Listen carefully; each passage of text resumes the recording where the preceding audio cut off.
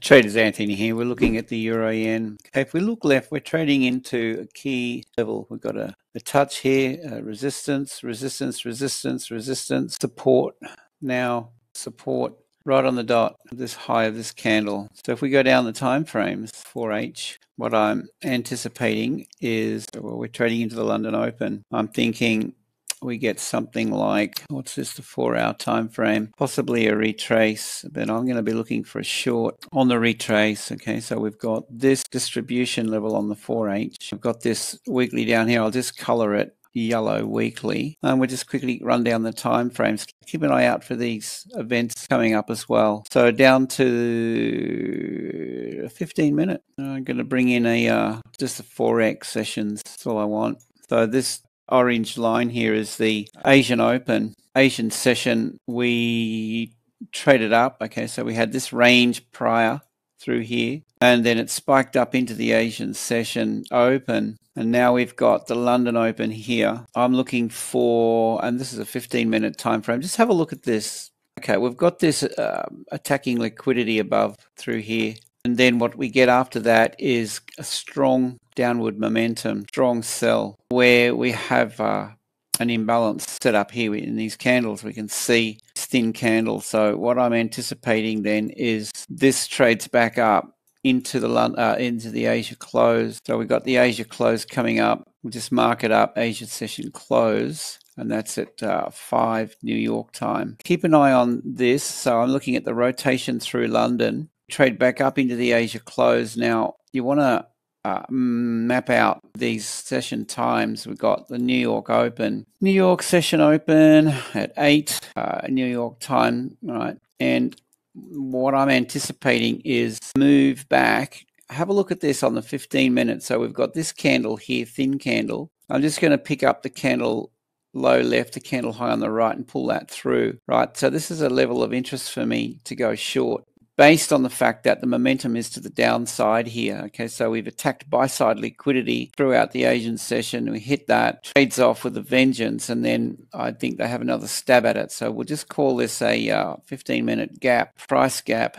Where are we? 15 minutes. And I mean, we'll mark all of these, and then I want to go down to the 5-minute as well. We've got this thin candle right here. So I'm just going to pick up the candle left and the high on the right here now. So we've got this combined imbalance 15-minute, and we have this thin candle here. So I'll just pull that through as well. And then I want to have a look at this on the 5-minute. So this remains an imbalance until it trades back up and it closes. So we'll just mark that up for now. 15. Right, my entry point is going to be up and around these levels here. So what I see more often than not is the bear with me. I've just got to close a trade that I've got open at the moment. When you're in the money, take your money and run. I'm looking at possibility this travels back up, and I'm looking for the reversal or the rotation.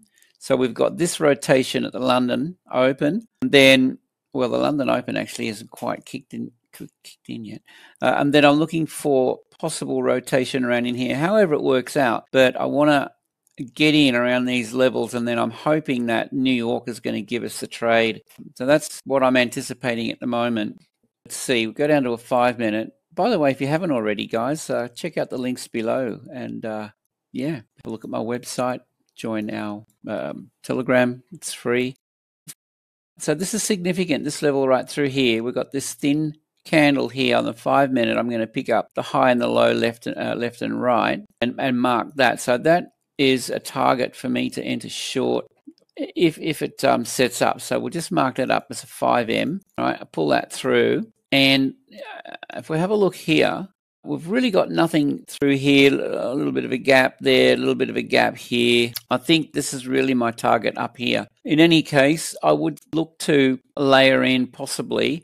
It just depends how you want to approach this. Like if you're not going to be in front of the chart and you want to go for a set and forget, then my approach to that would be just around this gap here. I would be layering in pending sell orders. Okay, so sell limit orders through here, up into here, something like that. Whatever your position size, you divide it into how many positions you want to layer up. You get one fill, all good. If all of them fill, well and truly good. And stop loss will, whoops, hang on, what have I done? Take those out for a sec. Would be at this point, like if it's a set and forget, I'll just set up my stop loss above this high for now. All right, that would be, if I'm in front of the screen, it's going to be a different story. It'll depend on how price shape, how the market trades. But a set and forget thing would be a stop loss up in here, an entry, layer it in, like I'd throw one in here,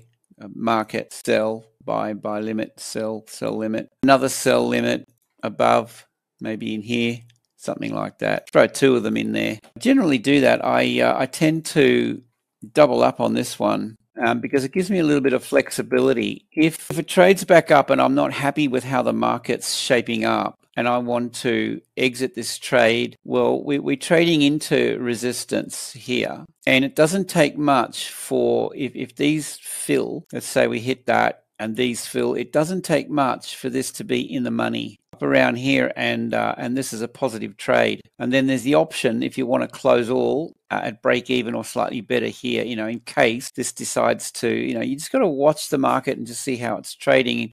But I mean, look, I like this move here and here. There's quite a lot of volatility and momentum behind it. So I'm thinking, we might get rotation up in around the Asia close. So, I mean, it could take however long it takes, but at some stage, whether it's up around the Asia close or the New York Open, this is going to be a potential entry. And the thing that you want to wait for is going to be something like this. Let's just say, for example, we get it. I'll just grab my pencil.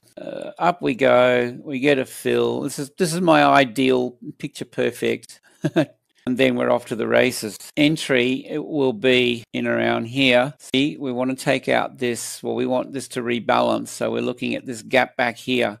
And then we want to see the trend on the lower time frame. I'd even go to a 3-minute. I want to see it start to trend in this direction. Lower lows, lower highs on the 3M, and I'll go in on the second lower high, something like that. That's how I approach it. Look, I hope that makes sense. If this doesn't set up and, I mean, it dribbles around here and continues on, then okay, we miss it, and I'm happy with that. If it travels up and we get a fill and it rolls over in our favor, that's fantastic. If not, you got to manage your risk. Sometimes you get taken out, and don't, I trade with small position sizes consistently, have good risk management. I build accounts, multiple accounts, prop firm accounts. You've got to be patient. You've got to be really disciplined and never FOMO in. Wait for your setup. If it's there, take it. If it's not, let it go. And, let your stops get taken out every now and again. All right, guys.